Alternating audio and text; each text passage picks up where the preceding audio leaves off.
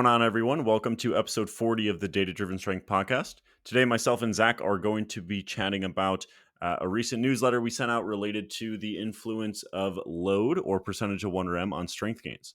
We're also going to be kicking off this episode with a quick question from a listener regarding how to kind of attack attack weaknesses in your training versus leaning into your strengths, which I think is a really important discussion, something that we've kind of changed our minds on over the last 18 months or so, I'd say. So we wanted to hit on that first, and then again, we'll dive into that discussion of the influence of load on strength. I think on the surface, typically think, you lift heavier weights. That's how you maximize strength gains. That's true to some degree, but again, we're going to kind of dive into the nuances a little bit more today. Before Zach reads me into that first listener question, if you appreciate what we do and you get value from the show, it would help us out a lot if you go ahead and leave a rating and review on iTunes or Spotify or wherever you listen to this. And also check out the description of this podcast to see the stuff we offer. Also, make sure you are subscribed to the Training Takeaway newsletter. Every other Tuesday, we're going to be sending out a quick takeaway that's going to be right at the top of every single newsletter. And then below that's going to be, us kind of getting into the weeds and discussing how we came to that takeaway. Typically, they're going to be on a recent study, but sometimes they might kind of be more of a topic review. Sometimes we might kind of lean into, some recent coaching experiences, recent experiences within our individualized programming group, etc. So with that sales pitch out of the way, make sure you're signed up to get the coming ones. I think that's everything. Zach, you want to go ahead and kick off this first question from Anonymous because I lost their name. Yeah. Yep. Okay. So the crux of this question is basically there is a apparent dichotomy between how to go about improving strength. Should we try to strengthen our weak points, or should we just try to build our natural strengths? That's ultimately what this question is asking. The example they give is somebody with really long femurs, kind of a hip dominant squatter. Should they really try to build up their quads? The assumption in this question is that is their weakness, which I'm sure Josh will talk about. Or should they just really lean into the fact that they're a quote unquote hip dominant squatter, build up their posterior chain and potentially their back, and use that as a way to drive strength? Yeah, so I'll kind of start with the short answer and then we'll see if we want to dive into the weeds a little bit more. But the short answer is for the main lift or kind of the main exercise that you're trying to maximize strength in. So in this case, the back squat. In general, you want to lean into your strengths. So if your hips are really strong and you feel the best and it's most natural for you to be pretty dang bent over, which it sounds like this individual that asked the question, that's the case. That's pretty common, right, to some degree. Lean into that, right? There's no reason to force a position that you're not as strong in. Of course, terms and conditions apply. Shout out to PAC. Terms and conditions apply if there's anything regarding like aches and pains or tolerance regarding that position. But in general, lean into what you feel best, and as long as you're kind of checking the boxes of the constraints of the movement, if you choose to compete, working within the constraints of that, etc. But where I think we've changed our minds is that you kind of think about your positioning for the main lift, and then you think about someone's muscular strength limiter as almost a separate variable. So in other words, just because you're a very hip dominant or very bent over squatter, that doesn't necessarily tell us what your strength limiter is. And this is a pretty complex topic, but I think within the context of a squat, we can kind of dichotomize to some degree what someone's muscular strength limiter would be between it being from the knees or from the hips. So the knee extensors or the hip extensors. Obviously, some people are going to kind of be quote unquote balanced between the two, but there's a theoretical scenario where someone is a bent over squatter and they're limited muscularly by their quads or their knee extensors. There's also a scenario where someone's a really bent over hip dominant squatter, but their muscular limiter is the hips. I just think of those as two totally separate variables. And what that muscular strength limiter informs, in my opinion, is the exercise selection of any hypertrophy focused slots that kind of support the main lift. So within a training week, we will have at least one or two slots for each main lift that are targeting the muscular strength limiter, right? And again, sometimes it's balanced, so sometimes it can be a pretty specific movement. But if you have someone that um, is limited by their quads and their squat, even if they're a bent over squatter, you're going to try to get them on a machine or in a position that hammers their squats, and that's kind of the limiting, or hammers their quads, and that's kind of the limiting factor. So that's kind of the mental model I use. It would be really explain. It would be tough to kind of explain how to diagnose that limiter, quote unquote, diagnose that limiter without any visuals. So we'll save that for another time. But Zach, what do you think about that mental model? Yeah, I completely agree. So I'm not going to belabor it too much. I'm just going to add an analogy that probably can help a little bit, just the way that we think about it. I think you've probably heard like the race car analogy for muscle size contribution to strength. I think you can add a little bit of a layer to that to kind of this conversation as well. So when we're thinking about, the way that we kind of break up programming for a given movement. So like we've been talking about the squat here, we have what we call our quote unquote skill slots, which are things that are focused on making the execution of the task the most efficient. Whereas we have our hypertrophy slots where we're focusing on growing the muscles responsible for executing that task.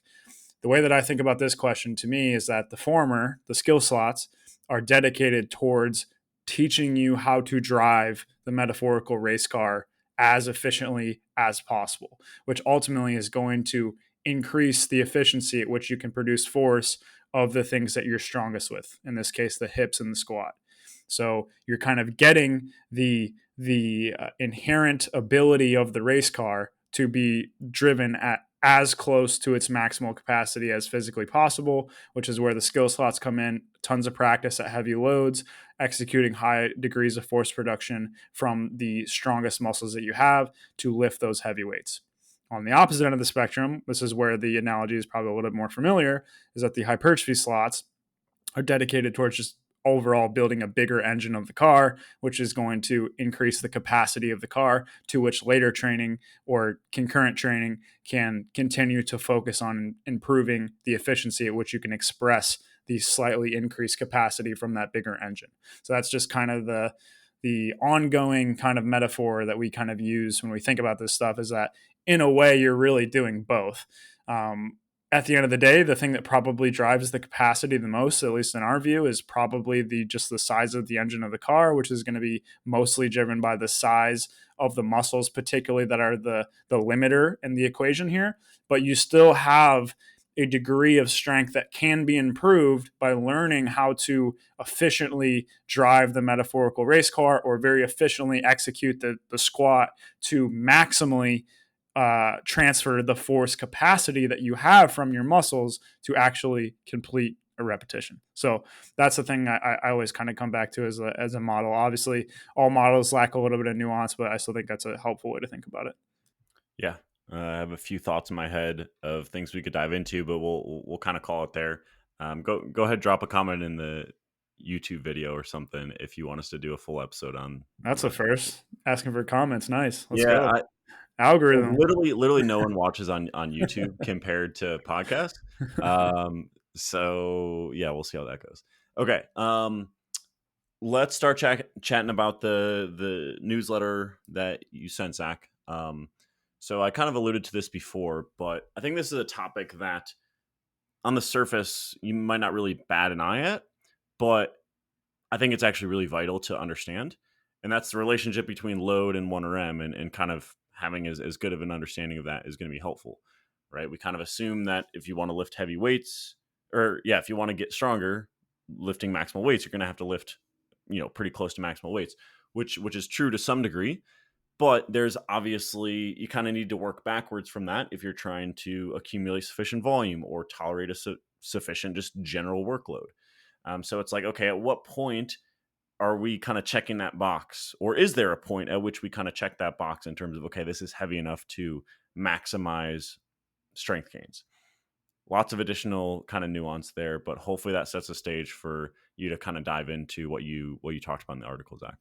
Yeah, just like you said, I think when people first initially hear this, like, okay, looking at the percentage of 1RM or the load you're using and 1RM strength gains, that's probably something that a lot of people have heard about, and would generally say, okay, if you're given like a comprehension question, heavier loads are going to be better for 1 RM strength gains. I would say that most people in our audience will probably know that. The thing I find interesting about this question, and one of the reasons I kind of wanted to go down this rabbit hole, was that pretty much everything that I'm aware of up until this recent meta-analysis that we have kind of looks at these things like very far on the ends of the spectrum. So, just an example, one of the meta-analyses that's often cited to kind of talk about this topic is the Schoenfeld one, and most of the studies included in that are like 80% versus 30% of 1 RM. And so, while on the very far ends of the spectrum, load on the heavier side may be better for 1 RM strength gains, when we actually apply this to the way that we would train most of us for the lifts that we care about 1 RM most often, squat, bench press, deadlift, overhead press, stuff like that, you're almost certainly not training with 30% of 1 RM, probably not even 50% of 1 RM, in the 60s, maybe even pushing it. So the comparison that I thought is the most interesting is this one between moderate and heavy loads. And that's where I kind of started thinking about this question of, okay, on average, and if we're looking at things from a very like all the way across the load spectrum from 0 to 100%, heavier loads are generally going to be better for 1 RM strength gains. But if we isolate that to just the section from, about 60% of 1 RM up, does this relationship decrease how linear it is, basically, and do those our returns on our investment, do those diminish over time, meaning that as we go from 60 to 70% of 1 RM, maybe we get quite a good bump in the amount of 1 RM strength gain that we would expect. But if we go from 70 to 80 and 80 to 90, maybe that starts to decrease a bit. And so that was kind of the reason I wanted to look into this. And the kind of the spur of this idea was this meta-analysis by Lopez and colleagues. And I really like the way that they did it, as it broke up the loading ranges a little bit more granularly, that allowed us to kind of have this kernel of something to look into. So just very briefly, and you'll be able to see this very clearly in the newsletter, as Josh mentioned, the kind of the forest plot that I just very glazed over and made a simplified graphic of. All you need to see is that going from the top to the bottom, the effect sizes get smaller. And so what that means, in the very top one, we're comparing heavy versus low loads. So that's, somewhere around 30% of 1 RM versus 80% of 1 RM, which is what most of the research looks at. Then we have low loads versus moderate loads, and the effect is a little bit smaller. And then we have moderate loads versus heavy loads, and the effect is even smaller. And in a way, you can kind of see that those returns diminish a little bit as loads get heavier. The differences between the preceding condition are less. And so I saw that and I was like, okay, this is interesting. But there is, without getting too far down the statistics rabbit hole here, there's a little bit to be desired in terms of actually visualizing that relationship in terms of the way that it would trend up to 100% of 1 RM. So while that can be a small indication to say that load may have some diminishing returns as we get heavier, there were some additional steps we probably should dig into a little bit further to see if that's actually the case. And so that's kind of what the rest of the newsletter did. And so, long story short here, when we look at that at a more visual level, and we're kind of trying to visualize this relationship, is it linear? Does it kind of taper off? What does it look like? We can see that when we just consider all the studies considered in this kind of sub-analysis from this Lopez meta-analysis, there isn't really a strong relationship between the percentage of 1 RM used and the changes that we see within these groups. And so on that face value, you could say, pretty strongly that there does seem to be some sort of diminishing returns or lack of relationship. It's not very linear ultimately. And so then the next question was, okay, looking at the pool of studies we have here, there's a lot of studies that use untrained subjects. And if we're just thinking about this logically, the likelihood that an untrained individual needs a really heavy load to get better at the exercise and ultimately improve their 1 RM strength is probably not nearly as strong as a trained individual. So when we kind of separate those out, that's where I think the little bit of an interesting nugget kind of emerges there, because the relationship, albeit in a limited comparison, not a ton of studies, terms and conditions apply, as you mentioned, the relationships does seem to be stronger in trained individuals versus untrained individuals. And so to me, that kind of does support the idea in a way that, load does seem to play some sort of a role for 1RM strength gains, particularly in trained individuals. And if we consider the individuals in these studies, trained is going to be, I would say early intermediate lifters, if that's probably generous. And for individuals that have been training for a long time, if we're going with this liberally, that may matter even more. And so if we take that on from a practical perspective, that's where things start to get interesting. And that's where you can kind of start to apply these findings. But that was kind of the steps in the process I kind of went through to kind of go through these steps and try to extract some practical nuggets. But I'll pause there, Josh, see if you have anything on kind of just the overarching preamble there, and then we can kind of get into the practical applications. Yeah. Did you cover like the categorical versus continuous concept? No, I left that out. I can cover it if you think that's useful. I think it's helpful to conceptualize it, and I think it just kind of rehashes what you talked about. Yeah. So just very, very basically, when you have, different different kind of types of data, right? You can have one is called categorical data, where you kind of put things into buckets, right? So that's what they did in this meta-analysis, which is low, moderate, and high loads based on criteria in terms of like, hey, this was below a certain percentage. I can't remember exactly what it was from the paper. So it's quote unquote low load. Same idea for moderate, same idea for high loads. However, that isn't really what we care about. What we care about is within a reasonable range of percentages you might use in training. Do we see that the heavier you go, the more strength gains you get? Or do you see that it increases up to a point and then plateaus? Or do you see it's completely flat and maybe you're totally fine just training with 60 to 70%? We don't know. That's why, Zach, you kind of started to mess around with the data yourself. So I'll kind of let you go into what exactly you did or whatever you want to take. No, that I actually think that's literally perfect. I'm not going to add anything to that. That's literally the degree of complexity I think that needs to be added. Like it's to be clear, it's what they did is not wrong by any means. It's just answering a slightly different question. Exactly. So what we're interested in is exactly what Josh said. We basically want to make load this continuous variable so we can kind of visualize this relationship. Whereas what they're comparing is within these individual studies, they're kind of making what's called a between group comparison and doing all these statistics to make those within those categorical buckets. Yeah, which to be clear, I said we don't care about that. I don't. Yeah. It's just a different question. In practice, yeah. Of Like course. I think from a research perspective, in that was 100% the right thing to do. Yeah. But that's what we kind of wanted to take that extra layer in a very exploratory way. For sure. I'm sure we'll talk about the limitations here. Literally 3 studies, so it wouldn't be appropriate to try to publish a meta regression like this. In terms of using it as a continuous variable. So I just want to be clear that 100%.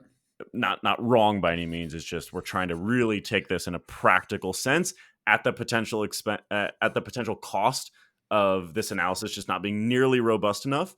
But we're okay with that as long as we're obviously communicating it properly that this is very exploratory. Obviously, terms and conditions apply. That's 3 for 3. Let's go. I mean, I think we're basically just poking around, trying to see if we can find, those things that maybe are something we can test further in the future, or if you're kind of trying to hedge your bets on one side right now, so long as there's not a major downside. Yeah. That's probably the best way to think about it. Quick note on, because that's ultimately we're coming through this. We're coming at this newsletter. You were coming at this newsletter through the lens of a practitioner, not through the lens of a researcher. Obviously, you kind of used research concept and your understanding. Research tools for practitioners to get the practical nuggets. Because I want to be clear that when you say poking around, like that wouldn't be the right thing to do from a research perspective. From a research perspective, you want to kind of ask a question and then try to answer it as best as possible with the data. We could go down this rabbit hole for sure. It wouldn't be the right thing to do in a research sense if you are using that to test a hypothesis. If you're generating hypothesis, maybe it is the right thing to do. So I think that's, in a way, that's kind of what we're doing, right? Is we're using the information we have available and trying to find those things that we can kind of ask the next question that, again, would take more rigorous methods to thoroughly test and Hmm. have a ton of confidence in the answer. We don't have that here, Right. absolutely. But if we are kind of going to sit on one side of the fence, maybe Right. this does play a little bit into your decision making. Yeah. And if, as we'll get to, like nothing you found was like statistically significant, Nope. but at the end of the day, we're writing programs for people all the time, and we're doing this every day. So it's at least worthwhile to see if it leans in one way or the other, Yeah, from and a I think practitioner the other standpoint. thing too is like, this is an interesting. I didn't think we were going to go this direction, but I do think this is interesting. Is like, I do think these types of comparisons are helpful because you have observations from coaching, right? And you have observations from practice, but you're obviously biased and you have a lot of things that go into those observations. But if the question or the best available data does lean in the direction of your observations, maybe you can have a little bit more confidence in those observations actually holding true to some degree, which is something, we've talked about in this case. One thing we've had a ton of anecdotal success with is like thinking about these things of trying to prioritize peak load when we can, get average load in a pretty high spot, but mostly base it on tolerance and kind of get those things up higher, generally speaking. And that seems to have favorable effects for strength gains on average. And I think that probably is supported by what we did here, although major grains of salt, go with the actual analysis. But I think you kind of take those two things together. And if we're taking this from a practitioner's perspective, I'd probably sit on that side of the fence a little bit, if that makes sense. Cool. I'll shut up now and let you kind of talk about Yeah, their own no, thing. no, you're good, man. And I think so. Yeah, when we kind of split this up by training status, like I said, there did seem to be a slightly stronger relationship for trained individuals than untrained individuals, which I think we would expect. That said, their overall relationship wasn't super duper strong. But as Josh said, there's a ton of limitations to this analysis in terms of there's only really 3 studies that were moderate to heavy loads included in this meta-analysis that included trained participants. So we're looking at a pretty darn small pool of data here. So again, we're just kind of, exploring a little bit, but take it with a grain of salt. But ultimately, like I said, I do think this seems to make sense if we kind of take our anecdotal coaching experience into account, and then also just like the overall strength community, in my opinion. Um, if we kind of think about the emergence of, first we probably had like the Bulgarian method that kind of made its way into powerlifting, and then I think the the maybe the hyper aggressiveness of that approach kind of got tempered a little bit, and now we have people taking very regular, pretty darn heavy top sets essentially year round. There's probably a ton of different ways you can go about organizing that and actually programming it, but the concept there is, for pretty well trained people, you're trying to organize your programming in a way that allows you to tolerate pretty high loads on a regular basis, ultimately is what it comes down to. And I think the question then becomes is like, A, there's going to be individual strategies to do that. B, like I mentioned a little bit earlier, there's these two kind of ways we can talk about loading that this analysis has nothing to do with. This is mostly just us talking about coaching and our opinions, honestly, is what's more important, peak versus average loading. We have some kind of database, reasons we may swing in one reason or the other, but I do think there's an interesting kind of teeter totter there. Like, you can really prioritize peak loading, which generally speaking is going to take a little bit of a decrease in average loading, most likely, or you can be a little bit higher on the average loading side, but your peaks maybe not quite as high. Which of those is preferable? Does it change in the training phase? How far you are from competition? All those kind of things. There's a lot of interesting questions as far as this stuff goes. But ultimately, I think the nugget from this whole thing is that for trained individuals, you're going to try to organize training to generally tolerate heavier loads when strength gains are on the immediate thing on your mind. So like the short to moderate term, you start getting 12 weeks out from a meet prep. I think most of the training variables should probably be organized to allow load to kind of be that predominant thing that we're trying to ultimately drive strength gains. That said, from my coaching experience, and I think you would you would agree with this as well from your anecdotes, the exact thing, what means heavy loads, quote unquote, is very, very individual. And I base that predominantly from like a tolerance perspective. So I don't try to think as much as possible in like hard percentages of estimated 1RM or 1RM, things like that. I just kind of try to tailor that to the client on what heavy means for them as an individual, and then use some other strategies to try to bump that number up for them when possible. Yeah. To kind of piggyback off that, I was thinking about examples of like how I use this concept, because ultimately, kind of the main takeaway is that the relationship as you go from kind of that 60 to whatever 90% of 1RM range, the relationship between load and strength gains seems to be stronger in trained individuals, again, kind of tentatively. So, in other words, trained individuals seem to benefit from higher loads potentially more than untrained individuals. So, kind of the takeaway is okay, how do we design training to get exposure to that? I think we're going to kind of focus on peak loading, which, again, to be clear, isn't the approach that the research takes. It's all based on average loading. Like none of them have actual It's top it's sets. it's both. It's both, right? Like the average and the peak load are the same, which is why it's Right. difficult to know which one to prioritize in practice. Aside from Yeah. probably some of the things you're going to mention, maybe about the periodization stuff. Yeah, we'll circle around to the periodization thing, but a quick kind of practical nugget is the way that I like to think about this is almost like a, a regression, if you will, for each individual in terms of like at what point do you really see those diminishing returns with load? So like just very casually, the way that I would describe this is a load that is just heavy enough to challenge positioning.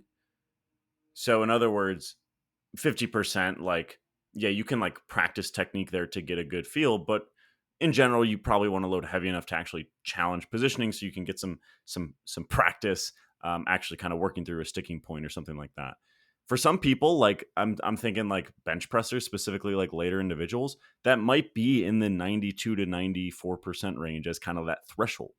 Whereas if you have like I'm thinking of one athlete I work with specifically where like, man, we just can't touch above 80% on his squat, partly just because he's so dang strong, very frequently at all, because he's so dang strong, and there's tolerance issues when you go above there. So for him, a load just heavy enough to challenge positioning in terms of percentage of 1RM is considerably lower. And then there's also the tolerance factor there. So I think in general, yes, heavier loads are going to be better. Trying to arrange things so you get exposures to those peak loads is going to be heavier. The heavier, the better. But you need to work backwards from there based on tolerance, practicality, downstream effects on the rest of the program, the rest of the session as well. So I think that's kind of just the main takeaway is honestly, the heavier, the better. But that doesn't mean you're doing Bulgarian. That means um, you're working backwards from there based on kind of the other downstream effects within the overall training program.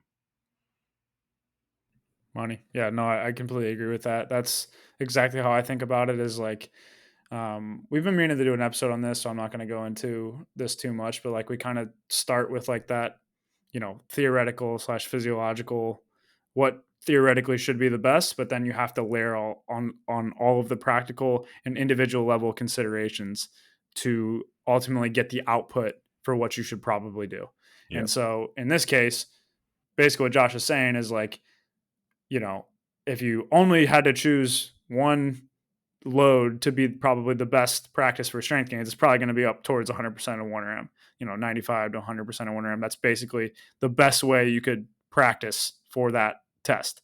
However, depending on the lift, depending on the individual's leverages, depending on their psychology and the way that they approach that lift, depending on the overall construction of their training program. Do they deadlift after they squat? Like, there's just so many considerations that go into, what exactly quote unquote heavy means for an individual. And when we're trying to push them heavier, what exact percentage of 1RM that results in, that I don't like giving like recommendations per se of that. Obviously, we can give general ranges and everything to like try to shoot within. But if you have clear evidence on the individual level that somebody can't tolerate, let's just say 90% of 1RM, as Josh's client said, he can't very frequently go over 80% of 1RM. If you consistently cannot tolerate that, there is absolutely no reason to keep beating your head against the wall in that case, in my opinion. I think you should find those heavy loads that you can tolerate consistently. And of course, try to familiarize yourself and maybe push that up a little bit over time here and there, but very much sticking within the tolerance bounds of that individual. And then using the other training variables that you have to your heavier exposure to maybe manipulate those a little bit to help with the recovery demands that come with heavy load training. So a few things I mentioned at the very end of the article, didn't go into a ton of depth on this, but just a few things to touch on. You have like things like the way that you organize your sets, the proximity to failure. We talk about this a lot.